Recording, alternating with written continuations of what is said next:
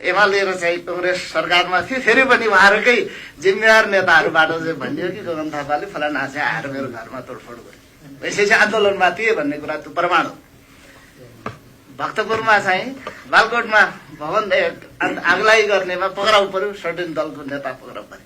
भनिसकेपछि आन्दोलनमा को थिएन भन्दा सबै थिए, तर हामीले आन्दोलन गर्यौँ है भनेर नभन्या मात्रै हो। त्यसर्थ यो आन्दोलन चाहिँ जिम्मेवारी नलिएको परिणाम हो। त्यसर्थ यो सुरक्षा निकायको प्रति चुनौती छ। हजुरहरूले उठाएको प्रश्नमा हामी एकदम सहमत छौँ। हामी त्यो चुनौती फेस गर्न तयार छौँ, तर त्यो चुनौती हामीतिर मात्रै छ त, दलहरूप्रति छ कि छैन?